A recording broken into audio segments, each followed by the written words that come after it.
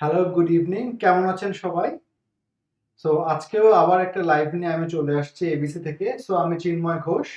So আমি আজকে আপনাদেরকে লাইভে কিছু কোয়েশ্চেন এর আনসার দেব যেটা খুব কমনলি আস্কড। সো আজকের আমাদের বিষয়বস্তু হচ্ছে এক্সাক্টলি ঠিক ধরেছেন, যেটা থাম্বনেইলে ছিল। সেটা হচ্ছে যে বিদেশে পড়াশোনার জন্য কি কি ডকুমেন্টস লাগে, বা আমরা একটা চেকলিস্ট প্রোভাইড করব, চেকলিস্ট অফ রিকোয়ার্ড ডকুমেন্টস। ঠিক আছে? যে বাইরের দেশে, তার মানে হচ্ছে আপনার ইউএসএ, ইউকে, কানাডা, অস্ট্রেলিয়া, কিংবা হচ্ছে আপনার ইউরোপের যে কান্ট্রিগুলো আছে, সেখানে পড়াশোনা করতে কি কি ডকুমেন্টস হচ্ছে আমাদেরকে সাবমিট করতে হয় অ্যাপ্লিকেশন করার জন্য এবং ভিসা পাওয়ার জন্য। সো এটাই হচ্ছে আমাদের আজকের বিষয়বস্তু। সো আমরা এসব হচ্ছে বেশ কিছু বিষয় নিয়ে আমরা আলোচনা করব। সো এটাও খুব বড় লাইভ হবে না, খুব ছোট পরিসরে আমি রাখার চেষ্টা করব। আর আপনাদের কোনো কোয়েশ্চেন থাকলে ডেফিনেটলি হচ্ছে আপনারা আমাদের কমেন্ট সেকশনে জানাবেন। সো আমি চেষ্টা করব যে লাইভের মাধ্যমে কোয়েশ্চেনগুলো আনসার করার জন্য। আর যদি পরবর্তীতে আপনাদের কোনো কোয়েশ্চেন থেকে থাকে, সেটাও আপনি আমাদের কমেন্ট সেকশনে জানাতে পারেন কিংবা আমার সাথে যোগাযোগ করে বলতে পারেন। সেটা আমি চেষ্টা করব পরবর্তীতে কোনো কোয়েশ্চেন আনসার লাইভে হচ্ছে আমরা সেগুলো হচ্ছে আনসার করব। তো শুরু করার আগে সবাই কাইন্ডলি আপনারা লাইভটা শেয়ার করে দেবেন, যাতে অন্যরাও এই ইনফরমেশনটা জানতে পারে। কারণ হচ্ছে এটা তো শুধু আপনার জন্য না, এটা সবার জন্যই। সো আপনি ইনফরমেশন জানছেন, আপনার ফ্রেন্ডস থাকতে পারে, ফ্যামিলি থাকতে পারে, যারাও হচ্ছে বিদেশে যাওয়ার জন্য বা বাইরে পড়াশোনা করার জন্য ইন্টারেস্টেড, সো তারাও কিন্তু ইনফরমেশন গুলো ভালোভাবে জানতে পারবে। অনেক জায়গাতে দেখা যাচ্ছে যে আপনার অনেকেই ঠিক মতো ইনফরমেশনটা পান না, বিশেষ করে বাংলাদেশের পরিপ্রেক্ষিতে, যে কোন কোন ডকুমেন্টস গুলো আমাদেরকে সাবমিট করতে হয় ফার্স্টে অ্যাপ্লাই করার জন্য ইউনিভার্সিটি বা কলেজগুলোতে, এবং তারপরে হচ্ছে ভিসার জন্য। সো এগুলোর জন্য কিন্তু অনেক কমপ্লিকেশনস আমাদেরকে ফেস করতে হয়, অনেক রিফিউজালস আসে এই ব্যাপারগুলো থেকে। হ্যাঁ, যদিও রিফিউজালস অনেক ক্ষেত্রেই আমাদের আসতে পারে, অনেক ছোট ছোট কিছু কিছু রিজন থাকে। সো যদি এগুলো আমরা সলভ করতে পারি ওয়ান বাই ওয়ান, তাহলে কিন্তু আমাদের রিফিউজাল রেট অনেকখানি কমে যায়। আর ডকুমেন্ট সাবমিট করার ক্ষেত্রে আমাদের বেশ কিছু জিনিস খেয়াল রাখতে হবে, যে কোন কোন ডকুমেন্টস আমরা সাবমিট করছি এবং কোন ডকুমেন্টস একটু এক্সট্রা দিয়ে দিলে কিন্তু আমাদের হয়তোবা ভিসার ইস্যুটা অনেক বেড়ে যাবে। সো এই সব জিনিসপত্র নিয়ে আজকে আমরা ডিসকাস করব। তবে আজকে ইন ডিটেলস আমরা যাব না। আমরা দেখব যে বেশিরভাগ কান্ট্রির জন্যই কোন কোন ডকুমেন্টস গুলো আমাদের সাবমিট করতে হয়। এরপরে আমাদের লাইভ এপিসোড গুলোতে আমরা নিয়ে আসবো কান্ট্রি স্পেসিফিক যে ডকুমেন্টস গুলো প্রয়োজন হয় সেগুলো নেই। যেরকম হচ্ছে আমরা যখন ইউএসএ না লাইভ করব, তখন হচ্ছে ইউএসএ ইনস্টিটিউশন প্লাস ইউএসএ যে ভিসা রিকোয়ারমেন্টস, সেগুলো নিয়ে সেখানকার রিকোয়ার্ড ডকুমেন্টস গুলো নিয়ে হচ্ছে আমরা আলোচনা করব। যখন আমরা কানাডার বিষয়ে আলোচনা করব, কানাডার ইনস্টিটিউট গুলো নিয়ে, তখন হচ্ছে আমরা কানাডার স্পেসিফিক যে ডকুমেন্টস গুলো লাগবে সেগুলো নিয়ে আলোচনা করব। এবং পরবর্তীতে ইউকে, অস্ট্রেলিয়া, মালয়েশিয়া, তারপর আরো যেসব ইউরোপিয়ান কান্ট্রি গুলো আছে, লাইক হচ্ছে সুইডেন, জার্মানি, ফিনল্যান্ড, নেদারল্যান্ডস, এগুলোতে অ্যাপ্লাই করতে গেলে আপনাদের কি কি ডকুমেন্টস লাগবে, ফিনান্সিয়াল ডকুমেন্টস কি লাগবে, একাডেমিক ডকুমেন্টস কি লাগবে, কতদিন ধরে টাকা রাখতে হবে, কত টাকা দেখাতে হবে, সেরকম অনেক কোয়েশ্চেন আপনারা প্রায় আমাদেরকে জিজ্ঞেস করেন। সো এই কোয়েশ্চেন গুলোর আনসারই থাকবে হচ্ছে আমাদের আজকের লাইভে। সো তার আগে প্লিজ আপনারা একটু ভিডিওতে একটু ভিডিওটা শেয়ার করে দেন, আর একটু হচ্ছে যদি আপনারা লাভ, লাইক, রিয়াক্ট দেন আমাদেরকে, আমাদের খুব ভালো লাগবে, আমরা ইন্সপায়ার্ড হব আর নতুন নতুন কিছু ভিডিও এরকম তৈরি করার জন্য, বা লাইভে চলে আসবে। বেশিরভাগ সময় আমি লাইভে আসি। আর আমি এর আগে বেশ কিছু ইংলিশ ট্রেনিং নিয়ে, ইংলিশ টিচিং নিয়ে, আইএলটিএস নিয়ে বেশ কিছু ভিডিও করেছি। সো আর দেরি করছি না, আমরা শুরু করব আজকে আমাদের লাইভটা। ঠিক আছে? সো আজকের আমাদের বিষয়বস্তু হলো যে বিদেশে পড়াশোনা করার জন্য কি কি ডকুমেন্টস লাগে। তো সেটার জন্য আপনারা এই ফুল লিস্ট অফ ডকুমেন্টসটা আপনারা পেয়ে যাবেন আমাদের ওয়েবসাইটে। তাছাড়া হচ্ছে লাইভ যে পোস্টটা আছে, সেই পোস্টের কিন্তু ডেসক্রিপশনে আমাদের এখানে রিকোয়ার্ড ডকুমেন্টস হচ্ছে ফুল লিস্টটা দেওয়া আছে, প্লাস এখানে আমাদের ওয়েবসাইটের লিঙ্কটাও দেওয়া আছে, যেখানে যে আপনারা লিস্টটা দেখতে পারবেন, প্লাস হচ্ছে আপনাদের ইনিশিয়াল অ্যাসেসমেন্টের জন্য আপনারা অ্যাপ্লাই করতে পারবেন আমাদের কাছে। এটা অবশ্য ইউনিভার্সিটি অ্যাপ্লিকেশনের কোনো লিঙ্ক না, এটা হচ্ছে আমাদের কাছে আপনারা চাইলে অ্যাপ্লাই করতে পারেন। সেক্ষেত্রে আমরা দেখে আপনাকে আরো ডিটেলসে বলে দেবো, ইন ডিটেলসে, যে আপনার স্পেসিফিক কোন ডকুমেন্টস গুলো লাগতে পারে। আর তাছাড়া আমাদের হটলাইন নাম্বারটাও কিন্তু স্ক্রিনে দেওয়া আছে, যেটা হচ্ছে 01952266 100। সো আমরা তাহলে শুরু করছি আজকের লাইভটা, যেখানে আমরা বলে দেবো হচ্ছে যে কোন কোন ডকুমেন্টস আপনার প্রয়োজন পড়ছে বিদেশে ভিসা অ্যাপ্লিকেশনের জন্য। ওকে, so the very first thing that is required is আপনার হচ্ছে নিজস্ব আইডি বা আপনার যে আইডেন্টি ডকুমেন্টস আছে সেটা হতে পারে আপনার পাসপোর্ট, এবং এক্স্যাক্টলি পাসপোর্টটা সবচেয়ে বেশি রিকোয়ার্ড, কারণ এই পাসপোর্ট ছাড়া কিন্তু আপনারা অ্যাপ্লাই করতে পারবেন না। সো এই পাসপোর্ট ছাড়া কিন্তু অ্যাপ্লাই করা কোথাও যাবে না। সো আমরা দেখে নিচ্ছি, এখানে আমি একটু স্ক্রিনটা একটু হচ্ছে বড় করে নিচ্ছি আপনারা দেখার সুবিধার্থে। সো হোপফুলি আপনারা সবাই ক্লিয়ার দেখতে পাচ্ছেন। আচ্ছা, সো এখানে প্রথমে যেটা আসছে সেটা হচ্ছে অ্যাপ্লিক্যান্ট আইডেন্টিটি ডকুমেন্ট, ঠিক আছে? সো এখানে বেশিরভাগ ক্ষেত্রে আমার যেটা প্রয়োজন হয় সেটা হচ্ছে পাসপোর্ট। সো পাসপোর্ট ছাড়া আমরা আমরা হচ্ছে ইউনিভার্সিটিতে অ্যাপ্লাই করতে পারবো না, প্লাস আমরা ভিসার জন্য অ্যাপ্লাই করতে পারবো না। সো ডেফিনিটলি আমাদের এখানে পাসপোর্ট রিকোয়ার্ড। সো আপনারা চাইলে এমআরপি পাসপোর্ট ইউজ করতে পারেন, না হলে ই পাসপোর্ট ইউজ করতে পারেন, but definitely it has to be valid, ঠিক আছে? আর যখন আপনারা ভিসার জন্য অ্যাপ্লাই করছেন, বেশিরভাগ কান্ট্রির রিকোয়ারমেন্টস হচ্ছে যে যেদিনকে অ্যাপ্লাই করছেন সেদিন থেকে যেন অ্যাটলিস্ট আপনার 6 মান্থ আপনার হচ্ছে পাসপোর্টের মেয়াদটা থাকে, অ্যাটলিস্ট 6 মাস। কিছু কিছু কান্ট্রির ক্ষেত্রে কিন্তু আপনার যে লেন্থটা আপনি ওখানে থাকবেন বা যে লেন্থের জন্য অ্যাপ্লাই করছেন, লাইক আপনি 2 ইয়ার্স পড়াশোনার জন্য অ্যাপ্লাই করছেন বা 1 ইয়ারের পড়াশোনার জন্য অ্যাপ্লাই করছেন, সেই ফুল লেন্থটাই কিন্তু আপনার থাকে, রিকোয়ারমেন্ট প্রয়োজন হয়, ঠিক আছে? যে আপনি 1 বছর একটা কোর্স করবেন, তার মানে আজকে অ্যাপ্লাই করছেন, তো আজকে থেকে মিনিমাম আপনার 1 বছরের হচ্ছে পাসপোর্টের মেয়াদ থাকতে হবে। কিছু কিছু কান্ট্রিতে এরকম রিকোয়ারমেন্ট থাকে, বা বেশিরভাগ ক্ষেত্রে আপনার 6 মাস মেয়াদ থাকলেই হবে। আপনি পরবর্তীতে চাইলে যে কান্ট্রিতে যাবেন সেখানে হচ্ছে বাংলাদেশ হাই কমিশন থেকে কিন্তু আপনি পাসপোর্ট রিনিউ করে নিতে পারবেন। অ্যাকচুয়ালি এখন তো রিনিউ হয় না, এখন রিনিউর জন্য অ্যাপ্লিকেশন করে নতুন পাসপোর্টই আপনাকে দিয়ে দেবে। তো সেক্ষেত্রে বেটার যারা নতুন নতুন অ্যাপ্লাই করছে তারা হচ্ছে আমরা যে ই পাসপোর্টটা আছে বাংলাদেশের, সো ই পাসপোর্ট কিন্তু এখন 10 ইয়ার্স মেয়াদ দিচ্ছে। সো সেটা অ্যাপ্লাই করলে কিন্তু, সেটা যদি আপনার কাছে থাকে তাহলে কিন্তু অনেক বেশি সুবিধা হয়ে যায়, তাহলে কিন্তু এত কিছু চিন্তা করতে হয় না যে কতদিন মেয়াদ আছে। 5 বছর মেয়াদ থাকলে দেখা যাচ্ছে অনেকে 2-3 বছর অলরেডি পার হয়ে গেছে পাসপোর্টের কি বলে মেয়াদটা, আরো 2 বছর বা 1 বছর বাকি আছে। তো সেই ক্ষেত্রে বেটার আপনি এখন থেকেই ই পাসপোর্টের জন্য অ্যাপ্লাই করে দেন, যাতে আমরা অ্যাপ্লিকেশন করার সময় ই পাসপোর্ট আপনি হাতে পেয়ে যান। সো ই পাসপোর্ট দিয়ে আমরা মেন অ্যাপ্লিকেশনটা করতে পারবো। তাছাড়াও অনেক কান্ট্রি এবং অনেক ইউনিভার্সিটি কিন্তু ন্যাশনাল আইডি কার্ডটাও চায়, যে আপনার দেশের কোনো একটা আইডেন্টিটি কার্ড, আপনার যে ন্যাশনাল আইডেন্টিটি বাংলাদেশের ক্ষেত্রে, তো সেটা কিন্তু আপনার চাই। এবং অবশ্যই এটা কিন্তু বাংলাদেশের আইডি কার্ডটা যেটা আছে এটা কিন্তু আপনার নাম ছাড়া কিন্তু বাকি বেশিরভাগ ইনফরমেশনই কিন্তু বাংলায় লেখা আছে। সেক্ষেত্রে এটা আমাদের ট্রান্সলেটেড কপিও কিন্তু সাবমিট করতে হবে। আর তাছাড়া যদি আপনি আন্ডার এজ হন সেক্ষেত্রে আপনার বার্থ সার্টিফিকেটও আপনি সাবমিট করতে পারেন। অনেকেই আছে যারা ব্যাচেলার্স প্রোগ্রামের জন্য অ্যাপ্লাই করছেন, সেক্ষেত্রে এনআইডি না থাকলে আপনারা কিন্তু বার্থ সার্টিফিকেট দিয়েও অ্যাপ্লাই করতে পারবেন, কোনো প্রবলেম নাই। সেক্ষেত্রে বার্থ সার্টিফিকেট অবশ্যই ইংলিশে হতে হবে, আর যদি ইংলিশে সেটা না থাকে সেক্ষেত্রে আপনারা ট্রান্সলেট করে নিতে পারবেন, কোনো সমস্যা হবে না। আর তাছাড়া পাসপোর্ট সাইজ ফটোকপিস লাগবে। তো এটা আমরা হচ্ছে যখন অ্যাপ্লিকেশন করব তখন হচ্ছে বিভিন্ন ক্ষেত্রে সেটা আপলোড করতে হয়। আর কিছু কিছু কান্ট্রি রিকোয়ার্ড ডকুমেন্টস লিস্টের মধ্যে থাকে যে আপনাকে পুলিশ ভেরিফিকেশন সার্টিফিকেট জমা দিতে হবে, যেরকম কানাডার জন্য এটা রিকোয়ার্ড যে আপনাকে অবশ্যই পুলিশ ভেরিফিকেশন সার্টিফিকেট আপনাকে জমা দিতে হবে যখন আপনি অ্যাপ্লাই করবেন। হ্যাঁ, ইউনিভার্সিটি বা কলেজ অ্যাপ্লিকেশনের জন্য প্রয়োজন হচ্ছে না, তবে অবশ্যই ভিসা অ্যাপ্লিকেশনের জন্য আপনাকে পুলিশ ভেরিফিকেশন সার্টিফিকেট জমা দিতে হবে, যেটা মানে 6 মাসের বেশি পুরাতন হওয়া যাবে না, সেটা 6 মাস পর্যন্ত ভ্যালিড থাকবে। ঠিক আছে? তো যদি আপনি 5 মাস আগে অ্যাপ্লাই করে থাকেন এবং সার্টিফিকেটটা পেয়ে থাকেন পুলিশ ভেরিফিকেশনের, তাহলে সেক্ষেত্রে আপনারা এখনই অ্যাপ্লাই করতে হবে। আর 1 মাস গেলেই কিন্তু সেটা এক্সপায়ার হয়ে যাবে, তখন আপনাকে নতুন একটা সার্টিফিকেট আবার অর্ডার করতে হবে। আচ্ছা, এটা গেল হচ্ছে অ্যাপ্লিক্যান্টের যে আইডেন্টিটি ডকুমেন্টস সেটার ব্যাপারে। আচ্ছা, এবার যাব হচ্ছে যে অ্যাপ্লাই করছেন তার হচ্ছে একাডেমিক ডকুমেন্টস কি কি লাগে। সো একাডেমিক ডকুমেন্টস বলতে আমাদের বোঝায় হচ্ছে সেটা হচ্ছে এসএসসি বা হচ্ছে ও লেভেলের সার্টিফিকেট এবং মার্কশিট, বা আমরা বলে থাকি ট্রান্সক্রিপ্ট, ঠিক আছে?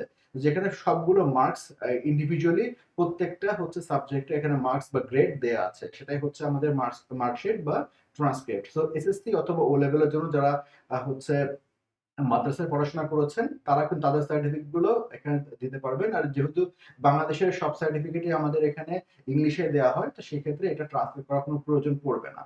আর এছাড়া ফার্স্ট এসএসসি লাগবে এবং এইচএসসি লাগবে, সো দুটোরই আমাদের সার্টিফিকেট এবং ট্রান্সক্রিপ্ট দরকার হবে।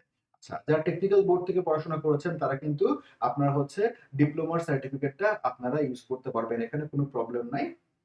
আচ্ছা, যারা হচ্ছে ব্যাচেলার্স করেছেন বা মাস্টার্স করেছেন, সো আমাদের ব্যাচেলার্স মাস্টার সবগুলো সার্টিফিকেট কিন্তু বাংলাদেশে ইংলিশে প্রোভাইড করা হয়। তো সেক্ষেত্রে কিন্তু কোনোটারই হচ্ছে আপনার ট্রান্সফার করার প্রয়োজন পড়বে না। তবে যদি কারো অনেক ক্ষেত্রে অনেক সার্টিফিকেটই আছে বাংলায়, তো সেক্ষেত্রে আমাদের যারা 90s এর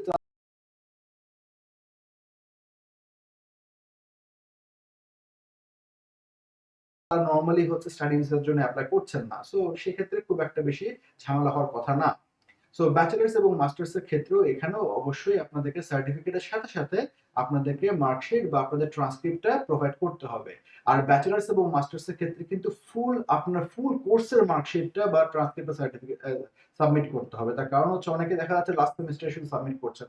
তা কিন্তু হবে না। বা শুধুমাত্র একটা ওভারঅল একটা সিজিপিএ সাবমিট করছেন তাহলে কিন্তু হবে না। ফুল যখন থেকে আপনি শুরু করেছেন প্রত্যেকটা কোর্সের প্রত্যেকটা ক্রেডিটের কিন্তু আপনাকে এখানে মার্কশিট গুলো আমাদেরকে সাবমিট করতে হবে।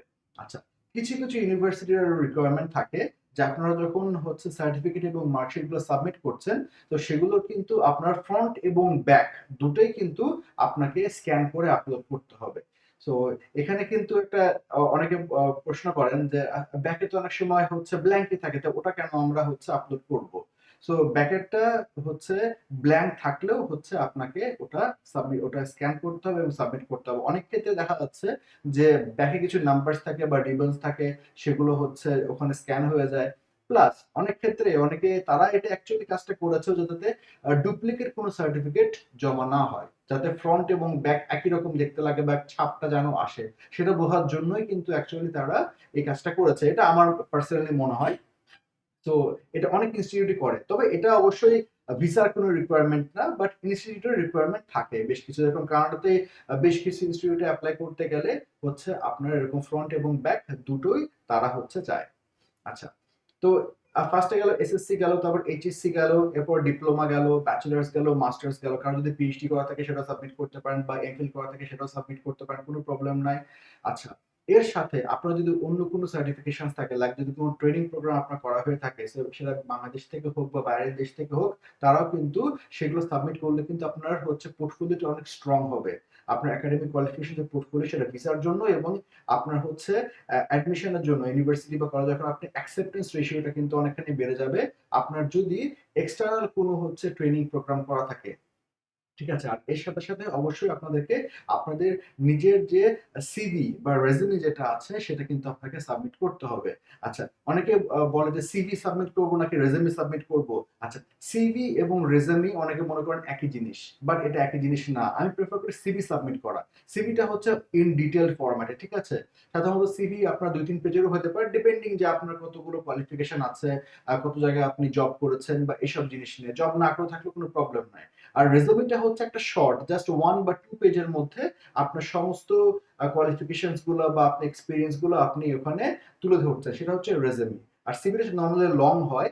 আপনারা হচ্ছে বিশেষ করে যাদের ওয়ার্ক এক্সপেরিয়েন্স আছে, যারা মাস্টার্সের জন্য এপ্লাই করতে চাচ্ছেন, তাদের জন্য কিন্তু খুব ভালো আপনারা সিভি সাবমিট করবেন। কারণ হচ্ছে সিভিতে কিন্তু আপনারা লিখতে পারবেন আপনারা যেসব জায়গা থেকে এক্সপেরিয়েন্স নিয়েছেন কাজের, সেসব জায়গায় আপনার কোন কোন কাজ করেছেন, কোন কোন স্কিলস আপনি তৈরি করেছেন বা ওখানে কোন ট্রেনিং করেছেন কিনা, সেগুলো কিন্তু খুব ভালোভাবে উল্লেখ করতে পারবেন সিভিতে। রেজুমেতে কিন্তু এত জিনিস উল্লেখ করা নরমালি হয় না।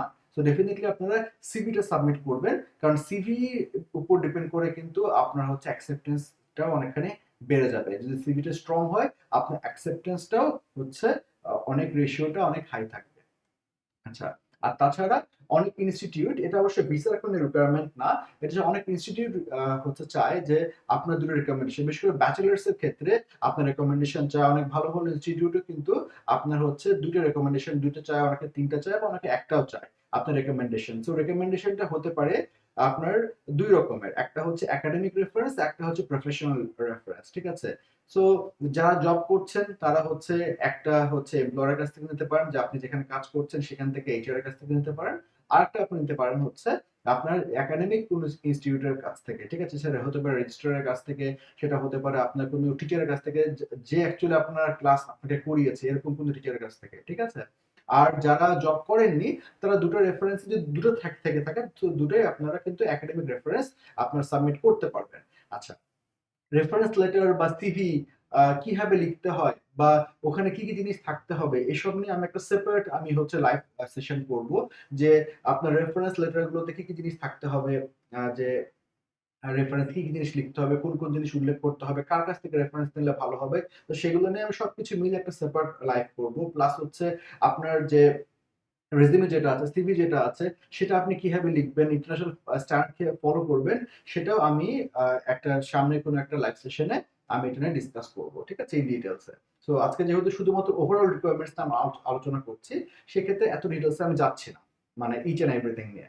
আচ্ছা, আর এরপরে সবচেয়ে বড় একটা রিকোয়ারমেন্টস হচ্ছে, সেটা হচ্ছে আইএলটিএস, ঠিক আছে।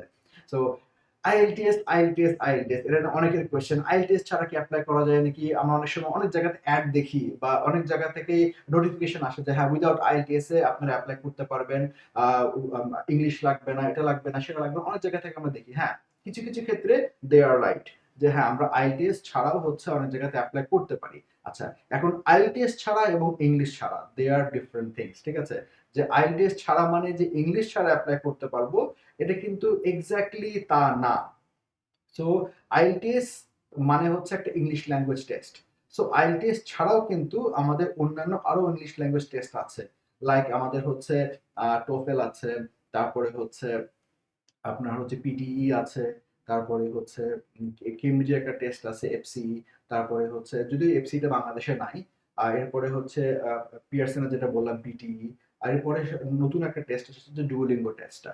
যদি ডুওলিঙ্গোর সব কান্ট্রিতে এটা ভ্যালিড না, বিশেষ করে এটা ইউএসএ এবং ইউকে তে হচ্ছে ডুওলিঙ্গোটা অ্যাকসেপ্টেড। কানাডার ক্ষেত্রে ইনস্টিটিউট অনেক অ্যাকসেপ্ট করে ডুওলিঙ্গোটা, বাট ভিসার ক্ষেত্রে প্রায় দেখা যাচ্ছে যে বেশ কিছু রিফিউজাল এসছে ডুওলিঙ্গো থেকে, আবার অনেক সময় অ্যাকসেপ্টও হয়েছে।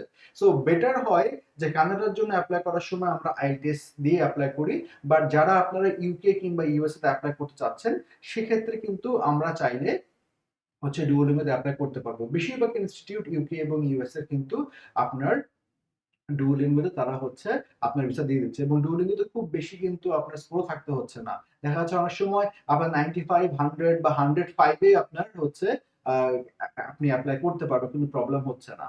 আর যদি আপনার 110 বা 115 থাকে, অনেক ভালো। সো 110 বা 15 মানে হচ্ছে আপনার আইএলটিএস 6 বা 6.5 এর সমমান কিন্তু, এবং ডুওলিঙ্গো টেস্টটা কমপ্লিটলি অনলাইন। সো আপনারা যদি ডুওলিঙ্গো নিয়ে স্পেসিফিক কোনো চান যে ইনফরমেশন, সেক্ষেত্রে কিন্তু আমরা ডুওলিঙ্গো নিয়ে একটা লাইভ করতে পারি, যে ডুওলিঙ্গোতে কি কি রিকোয়ারমেন্টস গুলো আছে, কিভাবে টেস্টটা হয়। সো যদি আমি দেখি যে সবাই আপনারা চাচ্ছেন যে ডুওলিঙ্গো নিয়ে লাইভ, তাহলে সেক্ষেত্রে কিন্তু বা লাইভ বা যে কোনো একটা ভিডিও, আমরা কিন্তু চেষ্টা করব সেটা নিয়ে ডিটেইলড ইনফরমেশন নিয়ে একটা লাইভ বা একটা ভিডিও করার জন্য, ঠিক আছে। হ্যাঁ, যেহেতু আমরা ছিলাম যে আইএলটিএস কি লাগবে কি লাগবে না। আচ্ছা, আইএলটিএস থাকলে ডেফিনেটলি একটা প্লাস পয়েন্ট ভিসার জন্য। আচ্ছা, কিছু কিছু ইউনিভার্সিটি এবং কলেজ আছে যারা আইএলটিএস ছাড়া অন্যান্য টেস্ট নিচ্ছে, প্লাস আপনার অনেক ইনস্টিটিউট এবং হচ্ছে আপনার হচ্ছে কান্ট্রি কিন্তু এমওআই মানে হচ্ছে মিডিয়াম অফ ইনস্ট্রাকশন যদি ইংলিশ থাকে, তাহলে সেক্ষেত্রেও কিন্তু তারা আইএলটিএস ছাড়া অ্যাকসেপ্ট করছে। সো এখন মিডিয়াম অফ ইনস্ট্রাকশন ইংলিশটার মানে কি? তার মানে হচ্ছে আপনারা যে ইনস্ট্রাকশনে পড়াশোনা মানে যে মিডিয়ামে পড়াশোনা করছে, সেটা ইংলিশ মিডিয়াম ছিল, সেটা either O level A levels এর ক্ষেত্রে সেটা প্রযোজ্য। প্লাস আমরা বাংলাদেশে বেশিরভাগ সাবজেক্ট, বিশেষ করে ইঞ্জিনিয়ারিং সাবজেক্ট গুলো কিন্তু বা মেডিকেল সাবজেক্ট গুলো কিন্তু আমরা ইংলিশে পড়াশোনা করে থাকি, বা প্রাইভেট ইউনিভার্সিটি গুলোতে কিন্তু বেশিরভাগ ক্ষেত্রে ইংলিশে পড়াশোনা করা হয়। হ্যাঁ, পাবলিকের ক্ষেত্রে কিন্তু স্পেসিফিক কিছু সাবজেক্ট কিন্তু আবার বাংলা করানো হয়, বিশেষ করে আর্টসের সাবজেক্ট গুলো বা কিছু কিছু কমার্সের সাবজেক্ট কিন্তু বাংলা হয়। সায়েন্সের বেশিরভাগ সাবজেক্টই ইংলিশে পড়ানো হয়।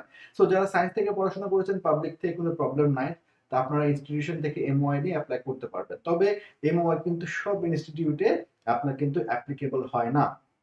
কিছু কিছু ইনস্টিটিউট আছে, মানে সত্যি কথা বলতে বেশিরভাগ ইনস্টিটিউটই কিন্তু আপনার এমওআই নেয় না। সো বেশিরভাগ ইনস্টিটিউটই কিন্তু আপনাকে এমওআই তে নিচ্ছে না, সেখানে আপনার আইএলটিএস, ডুওলিঙ্গো, পিটিই লাগছে। তবে কিছু কিছু হ্যান্ডফুল ইউনিভার্সিটি আছে যারা হচ্ছে আপনার এমওআই তে অ্যাকসেপ্ট করছে। সো আপনারা যদি জানতে চান কোন কোন ইউনিভার্সিটি এমওআই অ্যাকসেপ্ট করছে, সো কুইকলি আমাদের যে হটলাইন নাম্বারটা আছে সেখানে একটা কল করে দেবেন। সো ওখানে কল দিলে আপনারা জানতে পারবেন হচ্ছে যে কোন কোন ইউনিভার্সিটি বর্তমানে এমওআই অ্যাকসেপ্ট করছে এবং কোন কোন কান্ট্রিতে আমরা এমওআই যেতে পারবো।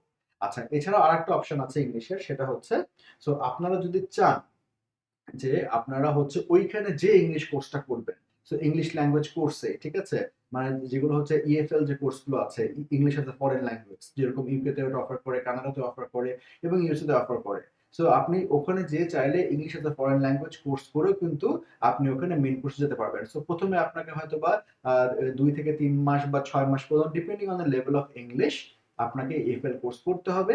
কোর্সটা পাশ করার পরে দেন আপনি যে মেইন যে কোর্সটা করতে আছে, সেটা হতে পারে ব্যাচেলার্স বা মাস্টার্স বা পিজিডি যে কোর্সটা আছে, সেটা কিন্তু আপনি স্টার্ট করতে পারবেন। যদিও এক্ষেত্রে একটু খরচটা বেশি হয়। আপনার হয়তো বা এখান থেকে 2 লাখ টাকা থেকে শুরু করে আপনার 8 লাখ বা 10 লাখ টাকা পর্যন্ত লাগতে পারে শুধুমাত্র ইএফএল কোর্সের জন্য, depending on the duration of the course. যত বেশি ডিউরেশন হবে কোর্সে তত ওখানে প্রাইসটা বাড়বে। তবে একটা সুবিধা আছে যে আপনাকে এখানে আইএলটিএস টা পরীক্ষা দিতে হচ্ছে না। সো এই ওয়ে গুলো আছে, আপনার আইএলটিএস ছাড়াও আপনি করতে পারবেন, আইএলটিএস সহও করতে পারবেন। তবে যদি আপনি বলেন যে কস্ট ইফেক্টিভ ওয়ে কোনটা, সো ডেফিনিটলি বাংলাদেশে বসে থেকে আপনি যদি কোনো একটা ইনস্টিটিউটে আপনি যদি এখান থেকে আইএলটিএস প্রিপারেশন নেন, তারপর বাংলাদেশে আইএলটিএস পরীক্ষাও দেন, সেক্ষেত্রেও আপনার খুব বেশি টাকা খরচা হবে না। সর্বোচ্চ আপনার এখানে 30-40 হাজার টাকা ম্যাক্স খরচ হবে আপনার পরীক্ষা দিয়ে, প্লাস আপনি যদি প্রিপারেশন নেওয়ার জন্য কোনো হচ্ছে ট্রেনিং সেন্টারও আপনি যেয়ে থাকেন, সেক্ষেত্রে কিন্তু আপনার ম্যাক্সিমাম এখানে 30-40 হাজার টাকা খরচা হবে আইএলটিএস এর ফি সহকারে সবকিছু মিলিয়ে। ইভেন যদি আপনাকে ঢাকায় এসে থাকতেও হয়, তাহলেও কিন্তু খুব একটা বেশি খরচ আপনার এক্সট্রা দিতে হবে না। আচ্ছা, আর সেক্ষেত্রে আপনার বাইরের দেশে যেয়ে যদি আপনি ইএফএল কোর্স করতে চান, তাহলে হচ্ছে আপনাকে মোটামুটি মানে মিনিমামই তো 2 লাখ টাকা। যদি আপনার 1 মাস বা 2 মাসের কোর্স করতে হয়। তো এটা হচ্ছে আপনার উপর ডিপেন্ড করবে। আচ্ছা, এনিওয়ে, এরপরে আমরা চলে যাব হচ্ছে আমাদের ফিনান্সিয়াল ডকুমেন্টস এ।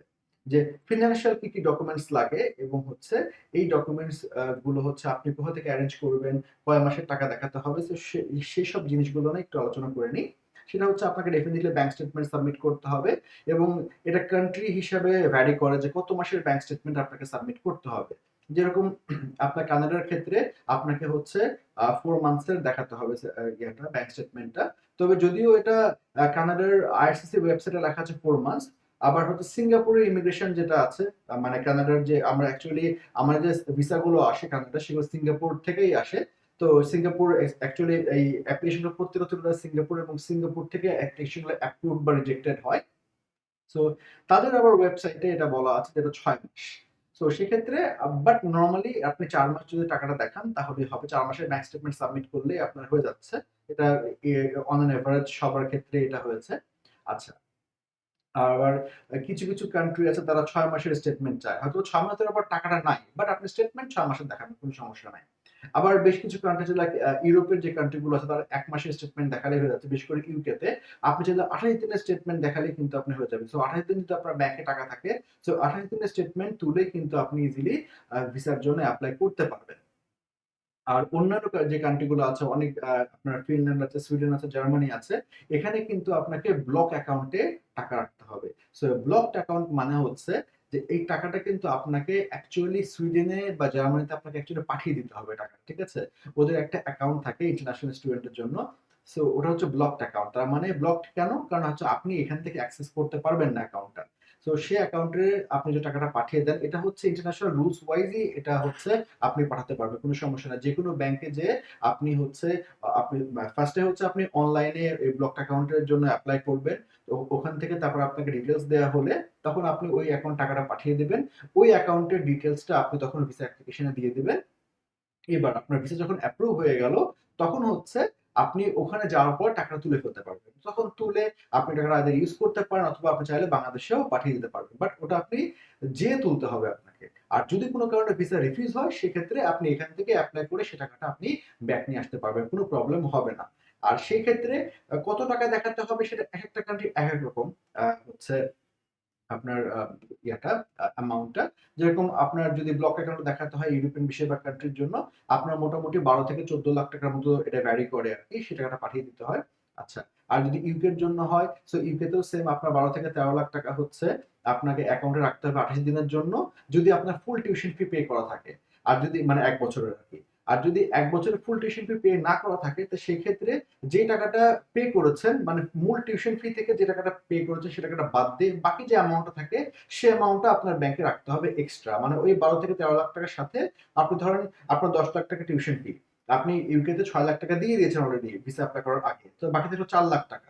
সো ওই ইউকে তে যখন টাকা রেখেছেন ১৩ লাখ টাকা, সে ওই টাকাটার সাথে আপনি বাকি ৪ লাখ টাকাটা আপনাকে এড করে রাখতে হবে ওই ২৮ দিন। তার মানে ১৩ প্লাস হচ্ছে ৪, আপনার ১৭ লাখ টাকা আপনাকে ব্যাংকে থাকতে হবে আপনার ওই 28 ডেজ। আপনি এই টাকাটা রাখার পরে দেন আপনি স্টেটমেন্ট তুলে আপনি এপ্লাই করতে পারবেন।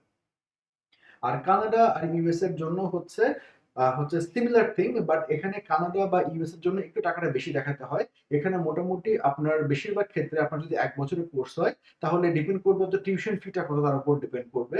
যে টিউশন ফার্স্টে তো আপনার $10,000 পার ইয়ার তো আপনার লাগছে হচ্ছে ইসের জন্য, মানে মেইনটেনেন্সের খরচ এটা।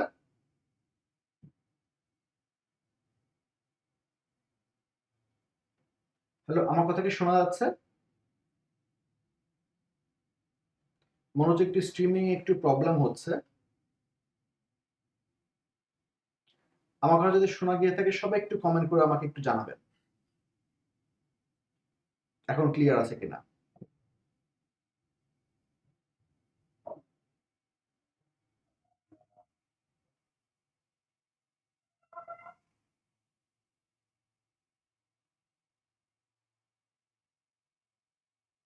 আচ্ছা ঠিক আছে, মনে হচ্ছে যে এখনো সবকিছু লাইভটা ক্লিয়ারই আছে, সো আমি কন্টিনিউ করছি।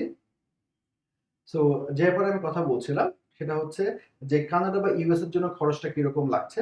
সো কানাডা বা ইউএস এর জন্য নর্মালি আমাদেরকে হচ্ছে 1 বছরের যে মেনটেন্যান্স খরচ প্লাস মিনিমাম 1 বছর টিউশন ফি, এটা আমাদেরকে অ্যাকাউন্টে থাকতে হবে। সো 1 বছরের খরচটা হচ্ছে আপনার কানাডার ক্ষেত্রে হচ্ছে $10,000 প্লাস আপনার টিউশন ফি যেটা হয়ে থাকে। সো টিউশন ফি যদি আপনার $10,000 হয়ে থাকে 1 বছরে, তাহলে সেক্ষেত্রে আপনার এই দুইটা অ্যামাউন্ট মানে 10 $20,000 আপনার অ্যাকাউন্টে থাকলেই হবে, সেটা 4 মাসের জন্য। তবে অনেক সময় কম অ্যামাউন্ট থাকলেও ভিসা হয়, তবে এটার পসিবিলিটিটা খুবই কম। সো মোটামুটি আপনি ধরে রাখেন আপনার 25 থেকে 30 লাখ টাকা আপনাকে অ্যাকাউন্টে দেখাতে হবে। সেটা অ্যাটলিস্ট আপনার 2 থেকে 3 মান্থ আপনার অ্যাকাউন্টে থাকতে হবে। যত বেশি দিন ধরে থাকবে তত কিন্তু আপনার ভিসা পসিবিলিটিটা এখানে বাড়বে। কারণ অনেক সময় কিন্তু ভিসা অফিসাররা কিন্তু সবকিছু চেক করে একসাথে, একটা ফুল প্রোফাইল ক্রিয়েট করে যে আপনার ফিনান্সিয়াল প্রোফাইল কি, আপনার একাডেমিক প্রোফাইল কি, যে ইউনিভার্সিটিতে আপনি অ্যাডমিশন নিচ্ছেন সেইটার হচ্ছে র্যাঙ্কিং কিরকম, বা মানে ওই ইউনিভার্সিটির যেসব ছাত্ররা গিয়েছে, স্টুডেন্টরা গিয়েছে ওখানে পড়াশোনা করে তাদের প্রোফাইলগুলো কেমন ছিল, তারা কিন্তু প্রোফাইল প্রত্যেকটা স্টুডেন্ট আলাদা করে প্রোফাইলিং ক্রিয়েট করে আর কি। তো সেই প্রোফাইল অনুযায়ী কিন্তু এগুলো জাজ করা হবে। সো এখানে এগুলো নিয়ে আরো ডিটেলসে আমরা প্রত্যেকটা কান্ট্রি ওয়াইজ আমরা আলোচনা করবো। সো আজকে এটা নিয়ে আর খুব বেশি বাড়াচ্ছে না। আর এছাড়াও ব্যাংক স্টেটমেন্টের সাথে ব্যাংক থেকে একটা সলভেন্সি সার্টিফিকেট নিতে হবে। তাছাড়া আপনার যদি নিজের অ্যাকাউন্টে টাকাটা থাকে তো সেই ক্ষেত্রে কিন্তু আপনাকে আর কোনো ঝামেলা করতে হচ্ছে না। বা বাট যদি অন্য কেউ যদি আপনার স্পন্সরটা করে, যেরকম হতে পারে আপনার বাবা স্পন্সর করছে বা মা স্পন্সর করছে, তো সেই ক্ষেত্রে কিন্তু বা আপনার হাজবেন্ড বা ওয়াইফও স্পন্সর করতে পারে, কোনো প্রবলেম নাই। তবে সেক্ষেত্রে কিন্তু অবশ্যই যে আপনার স্পন্সর যিনি আছেন তার কিন্তু হচ্ছে আইডি কার্ড বা পাসপোর্ট যেটা আছে সেটা যদি বাংলায় থাকে তো সেটা হচ্ছে আপনাকে ট্রান্সলেট করে নিতে হবে। আর যদি ইংলিশে থাকে তাহলে কোনো প্রবলেম না, যেরকম পাসপোর্ট ইংলিশ আছে সেক্ষেত্রে কোনো প্রবলেম হবে না। আর যদি এনআইডি সাবমিট করতে হয় তাহলে সেক্ষেত্রে অবশ্যই সেটা ট্রান্সলেটেড ভার্সন থাকতে হবে।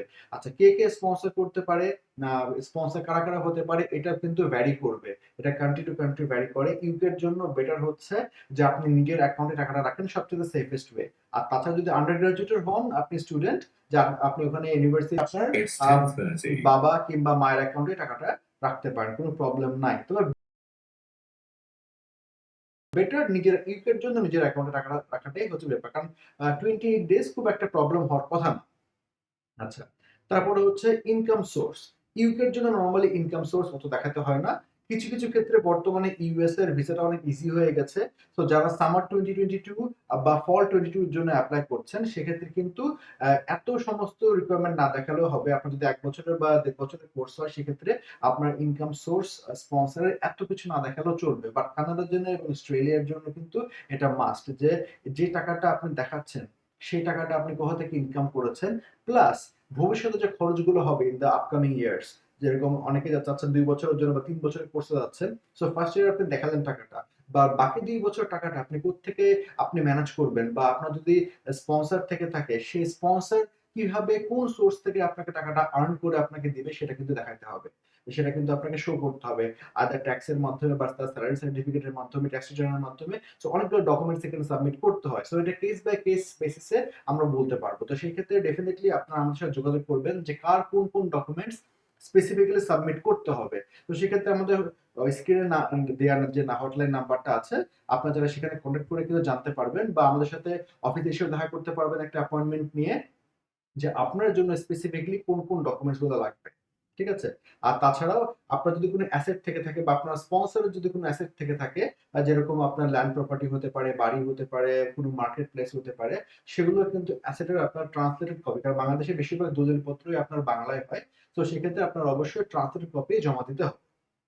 আর এছাড়া আপনার যদি হচ্ছে বেশিরভাগ কান্ট্রি এখন আপনার হচ্ছে স্পাউস অ্যালাউ করছে, তার মানে হচ্ছে আপনি আপনার ফ্যামিলি নিয়ে যেতে পারবেন, আপনার হাজবেন্ড কিংবা ওয়াইফ নিয়ে আপনি অ্যাপ্লাই করতে পারবেন। আপনার যদি সাথে কোনো বাচ্চা থাকে তারাও কিন্তু আপনার সাথে অ্যাপ্লাই করতে পারবে। তবে ডিপেন্ড করবে যে কত লম্বা প্রোগ্রামে যাচ্ছেন আপনার এবং কোন কান্ট্রিতে অ্যাপ্লাই করছেন। কিছু কিছু কান্ট্রির আবার রেস্ট্রিকশন থাকে, তো এইসব রেস্ট্রিকশন গুলো নিয়ে আমরা যখন কান্ট্রি স্পেসিফিক কোনো লাইভ করবো সেখানে আমরা বিস্তারিত আলোচনা করব। তো সেক্ষেত্রে তাদেরও কিছু ডকুমেন্ট সাবমিট করতে হবে, যেগুলো আমরা হচ্ছে ওইসব লাইভে কিংবা আপনারা যখন ফোন করবেন, আপনার যদি স্পেসিফিক রিকোয়ারমেন্টস থাকে যে আপনি আপনার হাজবেন্ডকে নিয়ে বা ওয়াইফকে নিয়ে আপনি অ্যাপ্লাই করছেন, সেক্ষেত্রে আমরা আপনাকে ওভার দ্য ফোন কিংবা অফিসে আসলে আমরা আপনাকে হেল্প করতে পারবো এবং কোন কোন ডকুমেন্টস গুলো আপনার প্রয়োজন হবে সেগুলো আপনাকে বলতে পারবো। ঠিক আছে? এবং আপনারা যদি চান যে না আপনারা অনলাইনে অ্যাসেসমেন্ট করাবেন আমাদেরকে দিয়ে যে হ্যাঁ আপনি কি বাইরে যাওয়ার জন্য এলিজিবল কিনা, আপনার একাডেমিক ডকুমেন্টস গুলো, ফিনান্সিয়াল ডকুমেন্টস গুলো ঠিক আছে কিনা। সো আপনারা চাইলে কিন্তু আপনি আপনার ডকুমেন্টস গুলো স্ক্যান করে, আমি প্রেফার করি যে এটা প্রপারলি স্ক্যান করে আপনি পাঠান, বাট যদি প্রপারলি স্ক্যানার আপনার ধারে কাছে না থেকে থাকে তাহলে সেই ক্ষেত্রে আপনারা ফোন থেকে কিন্তু ক্যাম স্ক্যানার বা অফিস লেন্স বা মাইক্রোসফট লেন্স ইউজ করে কিন্তু আপনারা স্ক্যান করে আপলোড করতে পারবেন। বাট একটু একটা জিনিস খেয়াল রাখবেন যাতে ডকুমেন্টস গুলো প্রপারলি আমরা পড়তে পারি, না হলে কিন্তু আমরা প্রপারলি জাজ করতে পারবো না। অনেক সময় দেখা যায় যে অনেকে ডকুমেন্টস পাঠিয়েছেন নরমাল মোবাইলে ছবি তুলে, তো অনেক ক্ষেত্রে ডকুমেন্টস গুলো ক্লিয়ার আসে না বা ঠিক মতো পড়া যায় না। সো এটা একটু খেয়াল রাখবেন যে ডকুমেন্টস যাতে আমরা ঠিক মতো পড়তে পারি। তবে সেটার উপর ডিপেন্ড করে হচ্ছে আমরা আপনাকে একটা ফিডব্যাক দিয়ে দিতে পারবো যে আপনার এলিজিবিলিটি কোন কান্ট্রিতে হতে পারে বা কোন ইনস্টিটিউটে হতে পারে এবং কতখানি আপনার ভিসা রেশিও হতে পারে। সো একটা আমরা জাস্ট একটা পসিবিলিটি বলতে, আমরা তো এক্স্যাক্টলি বলতে পারবো না এক্স্যাক্টলি হবেই বা হবে না এরকম বলতে পারবো না। তবে অবশ্যই একটা পসিবিলিটি আমরা বলে দেওয়ার চেষ্টা করব। সো মোটামুটি লাইফটা শেষের পথে। সো আমরা এখন যারা আমাদের সাথে যোগাযোগ করতে চান আপনারা, সেটা হতে পারে আমাদের অফিসে এসে বা আমাদের ইমেইলের মাধ্যমে। তো তাদের জন্য আমি একটু আমাদের ইনফরমেশনটা দিয়ে দিই। সেটা হচ্ছে আমাদের অফিসটা হচ্ছে এক্স্যাক্টলি শান্তিনগর মোড়ে। শান্তিনগর মোড়ে হচ্ছে বাংলাদেশ আই হসপিটাল আছে, তার এক্স্যাক্টলি অপোজিটে ইউসিবি ব্যাংক আছে। ইউসিবি ব্যাংকের লিফটের 5 এ হচ্ছে আমাদের অফিস, মানে 6 তলা। বাংলায় 6 তলা আর হচ্ছে ইংলিশে 5th ফ্লোর। সো লিফটের 5 এ আপনারা চলে আসতে পারবেন। এটা 32 সিদ্ধেশ্বরী নিউ সার্কুলার। আর আপনার আমাদের সাথে যোগাযোগ করার যে ফোন নাম্বারটা যে স্ক্রিনে দেওয়া ছিল তখন এখনো দেওয়া আছে, সেটা হচ্ছে 01952266 100। তাছাড়াও আপনি আমাদেরকে ইমেল করতে পারবেন info@abci360.com। আর আমাদের ওয়েবসাইটটা হচ্ছে www.abci360.com। ঠিক আছে? আর আমাদের যে ইংলিশ লার্নিং এর যে ওয়েবসাইটটা আছে সেটা হচ্ছে www.abclearn.com.bd। তো যারা আমাদের সাথে যোগাযোগ করতে চান তারা কিন্তু হচ্ছে এই অ্যাড্রেসে বা এই ফোন নাম্বারে আমাদের সাথে যোগাযোগ করতে পারবেন। সো আজকের লাইভটা আর বড় করছি না, আমি বলেছিলাম যে বড় হবে না, তাও অনেক বড় হয়ে গেছে, মোটামুটি 30 মিনিট পার হয়ে গেছে। So thank you very much এত ধৈর্য নিয়ে আমাদের এই লাইভটা দেখার জন্য। সো হোপফুলি চেষ্টা করেছি যে আপনাদেরকে কিছু ইনফরমেশন দেওয়ার জন্য। সো ভবিষ্যতে আরো স্পেসিফিক ইনফরমেশন আসার চেষ্টা করবো লাইভে। সো আপনারা সাথেই থাকবেন। আপনার সাথে থাকলে আমরা অনেক ইন্সপায়ার্ড হই। সো আপনার ইন্সপায়ার করার জন্য কিন্তু আমরা লাইভ করতে পারছি। ঠিক আছে? So thank you very much for supporting us. So আজকে আর লাইভটা বড় করছে না। সো আজকে এই পর্যন্তই। তো থ্যাংক ইউ ভেরি মাচ। ভালো থাকবেন।